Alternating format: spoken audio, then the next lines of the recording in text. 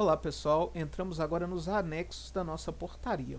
Os anexos de 1 a 5, eles vêm mostrar para a gente, basicamente eles vêm para explicar a legislação, como que cada RPPS vai aplicar a legislação. O anexo 1, ele trata das normas relativas aos benefícios para o RPPS da União e para os RPPS daqueles entes federativos que referendaram a emenda constitucional número 103, da mesma forma que ela foi promulgada para o RPPS da União. Então, esse anexo ele vem explicar isso, como é que o regime próprio vai aplicar as regras previdenciárias. Lembrando que a emenda constitucional 103 ela trouxe a desconstitucionalização das regras previdenciárias, ou seja, cada ente federativo, dentro de um determinado limite, ele tem a liberdade para poder aí modificar as suas regras em relação à aposentadoria e pensão dos seus servidores. Então, o que esse anexo vai explicar para a gente é isso. Quais são as regras permanentes de concessão de aposentadoria, regras em relação à aposentadoria especial do professor.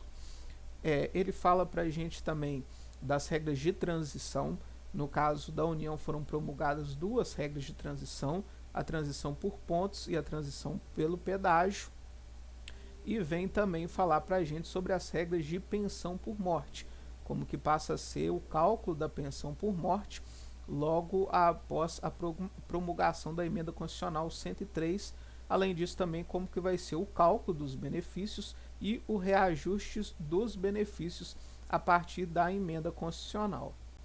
Entrando agora no anexo 2, ela vai tratar das normas relativas aos benefícios concedidos pelos RPPS que ainda não fizeram a alteração na sua legislação.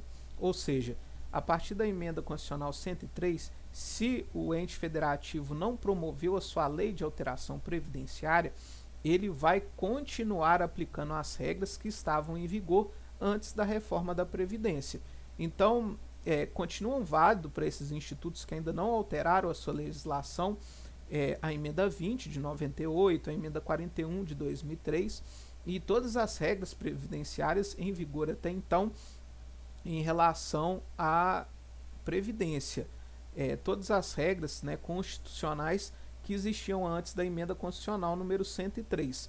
Então, o que esse anexo vai mostrar para a gente, para esses institutos que ainda não fizeram a reforma, quais são as regras que eles vão aplicar, qual é a idade, quais são as regras de transição, ou seja, seguem valendo as regras de transição das reformas anteriores que foram revogadas pela 103, mas para que isso seja aplicável ao nosso ente federativo, isso precisa estar referendado na nossa reforma previdenciária.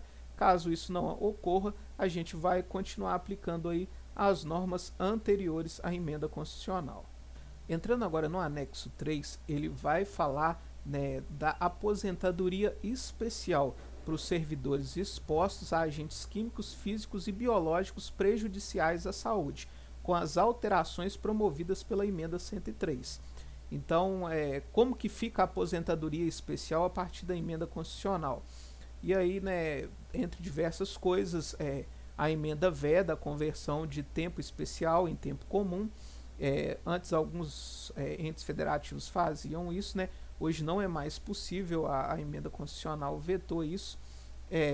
Vai colocar quais são os parâmetros. Então, por exemplo, foi vetada a aposentadoria especial, a caracterização por categoria profissional ou ocupação. Então, o que vai determinar se o servidor tem direito ou não à aposentadoria especial é o ambiente, ou seja, os agentes a qual ele está exposto, e não é o cargo que ele exerce. E também receber a adicional de insalubridade não equivale a ter direito à aposentadoria especial. Insalubridade é uma coisa e o direito à aposentadoria especial é outra completamente diferente. Então, esse anexo vem reforçar isso. E aí, ao longo do anexo, ele fala todos os documentos que precisa ter para poder caracterizar o tempo especial. Então, é preciso ter a LTCAT, é preciso ter o PPP. Ele mostra também quais são os parâmetros adotados, por exemplo, parâmetro de ruídos, entre outras coisas. Lembrando que para esse anexo ser válido no seu Instituto de Previdência, você precisa ter aí referendado as normas e as alterações da emenda 103. Para aqueles institutos que ainda não fizeram a reforma em relação à aposentadoria especial, eles vão aplicar aquilo que está no anexo 4, que são as regras anteriores à reforma da Previdência, e aí por força da súmula vinculante número 33 do STF. Então, o que diz essa súmula vinculante? Que naquilo que couber, o regime próprio de previdência social vai aplicar a aposentadoria especial às regras do regime geral de previdência social. Lembrando que vai aplicar as regras do regime geral que estavam em vigor antes da reforma da Previdência. A partir da reforma da Previdência, as regras da aposentadoria especial do regime geral também foram alteradas, mas ficam em vigor para os RPPS que ainda não alteraram a sua lei previdenciária, as regras que estavam em vigor antes da emenda constitucional.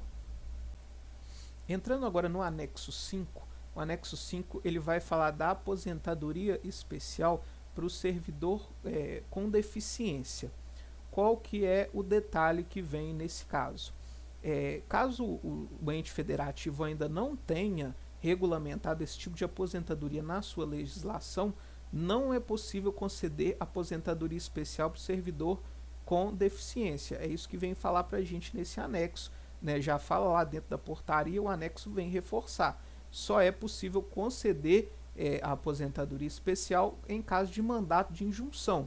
Ou seja, se o servidor não entrar na justiça e não conseguir esse mandato, ele não consegue a aposentadoria especial do servidor com deficiência.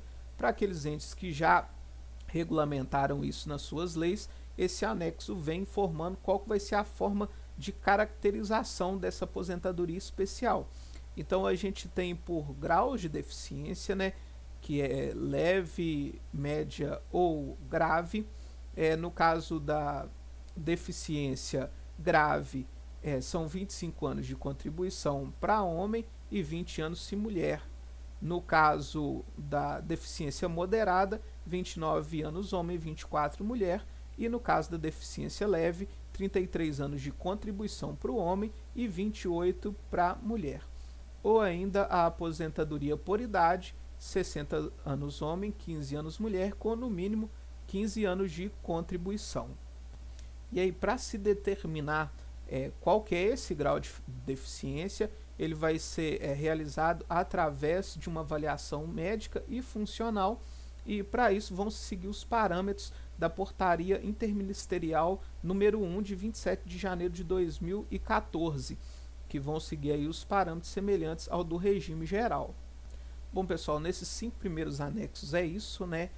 Lembrando que se por um acaso o seu regime de previdência, seu ente federativo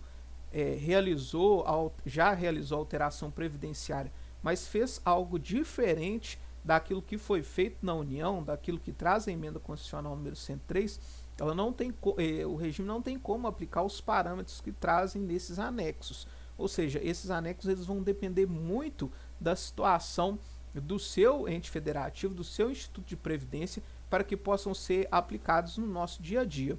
Ele só vai ser aplicado nesses casos, ou se foi referendada a emenda constitucional número 103, ou se não foi feita nenhuma alteração na legislação. Ok? Muito obrigado e até o nosso próximo vídeo.